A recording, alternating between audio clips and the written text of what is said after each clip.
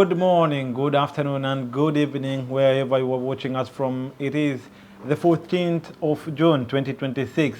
I am Mohamed Yusuf Saido, and welcome to Dalsan Sunday Report, your comprehensive roundup of the stories shaping Somalia and the region. The future of Somalia's democracy remains at the center of national debate tonight as President Hassan Sheikh Mohamud defends his administration's push toward direct elections. In remarks this week, the president rejected opposition claims that recent delays are politically motivated. He argues that Somalia is undertaking the complex transition from an indirect voting system to universal suffrage after decades without nationwide direct elections. President Mohamud maintains that despite logistical and security challenges, one person, one vote elections remain essential to build a more representative political system. President Hassan Sheikh Mohamud is defending his administration's record on electoral reform, addressing both the push for direct democracy and the technical hurdles causing recent delays. In a recent interview on Dawan Media's Mizan podcast, the president rejected opposition claims that these setbacks are the result of political interference, insisting instead that they are the growing pains of a nation learning to conduct universal suffrage. For decades, Somalia has relied on indirect clan-based systems, but the current administration is actively working to shift toward a one-person, one-vote model. The president acknowledged that postponements have occurred, but he framed them as unnecessary adjustments to operational and security realities. According to the president, the country lacks the recent historical experience to manage a complex nationwide vote, and the Electoral Commission is navigating significant resource constraints while trying to build the necessary institutional expertise. Beyond the technical delays, President Mohamud launched a strong rebuttal against opposition critics. He argued that the real divide in Somali politics isn't about ideology, but rather a resistance to constitutional governance. The president claimed that while his government seeks to formalize political parties and move away from personality-driven politics, some opposition figures continue to cling to outdated indirect arrangements. He expressed frustration that despite multiple invitations to engage in constructive dialogue on electoral reform, he has seen few, if any, viable alternatives from his rivals. The president remains firm, insisting that electoral authorities operate independently under a federal legal framework. He maintains that the transition to direct elections remains essential for long-term stability and is calling on all political actors to move past individual maneuvering in favor of building a modern, competitive, democratic state.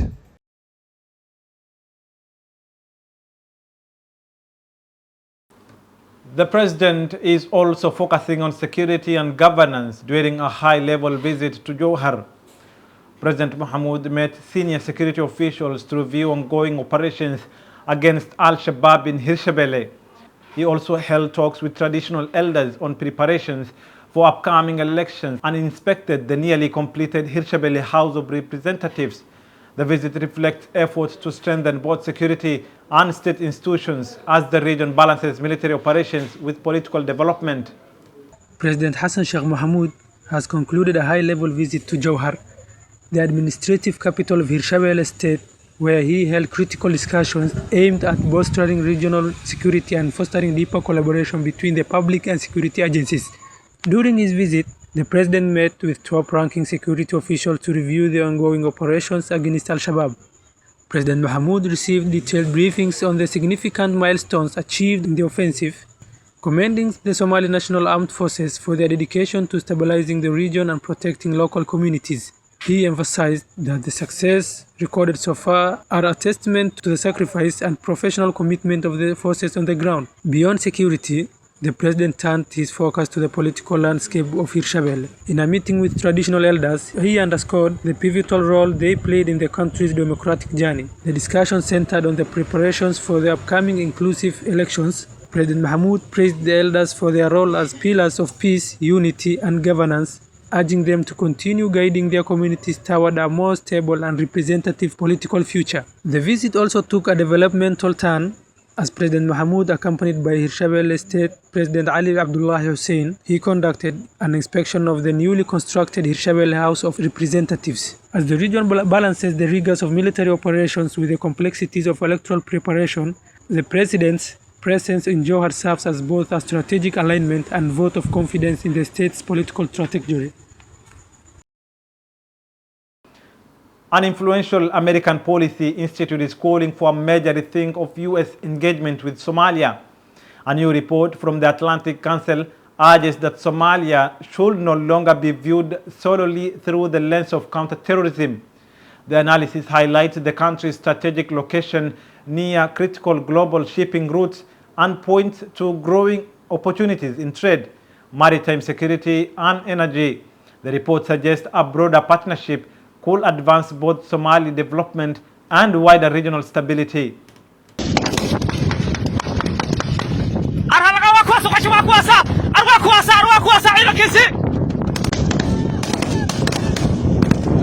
For over 30 years, the United States has viewed Somalia primarily through the narrow lens of counterterrorism.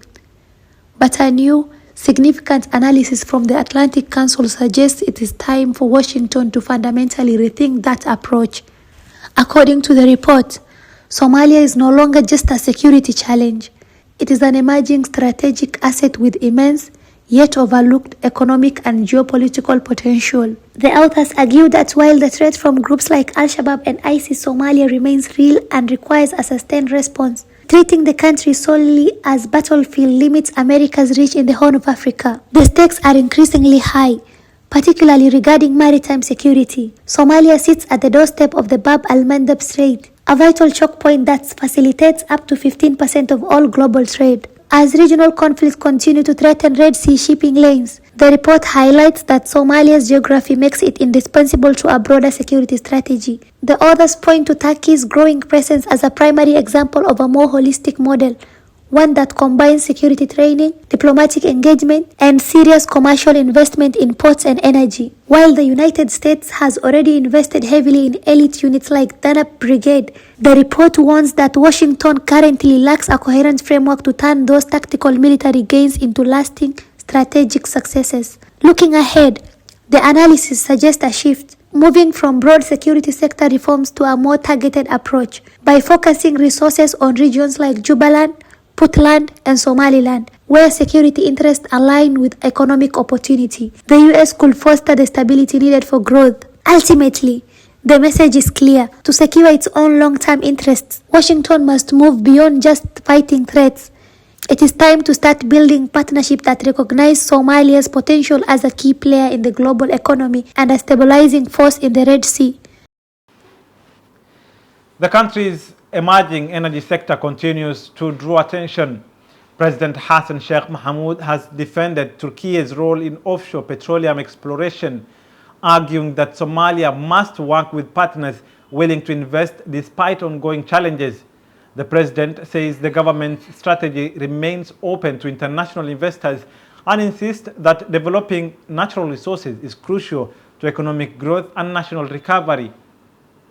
President Hassan Sheikh Mohamud has launched a robust defense of his government's decision to partner with Turkey in the country's oil and gas sector, addressing critics who have questioned the involvement of Turkish entities in the offshore exploration. The president stressed that Somalia is actively seeking credible partners willing to invest in its vast, untapped energy resources today, rather than waiting an idealized future of perfect stability. Speaking in a recent interview with the Mizan podcast, President Mohamud challenged those skeptical of Turkey's role, asking a direct, pragmatic question: who else is coming? He emphasized that while critics debate the choice of partners, the reality on the ground requires proactive engagement with those ready to take the risk. The president provided important context regarding the government's broader strategy. He clarified that, contrary to the narrative of an exclusive deal, his administration has awarded 12 exploration blocks with only 3 assigned to Turkish entities. The remaining 9, he noted, have been allocated to Western companies, highlighting an open-door policy for qualified investors. President Mahmoud also addressed concerns about the timing of those projects. He argued firmly that Somalia cannot afford to delay the development of its natural wealth until absolute political and security stability is achieved. For the government, resources development is a critical engine for economic recovery. He pointed to the recent withdrawal of a major international firm that held 7 blocks but lacked the financial capacity to proceed, as evidence that Somalia must remain flexible and committed to whoever willing to stay the course. Ultimately, the president's message is clear. Somalia is open for business as the federal government continues its push to attract international capital. The administration maintains that engaging with willing partners is the only viable path to turning the country's offshore potential into reality for its people. That is the latest from our news desk tonight. For more of our stories, visit our social media platforms at Dalsan English. I've been your host, Mohamed Yusuf Saido. Join us again for our next bulletin. Until then, stay safe.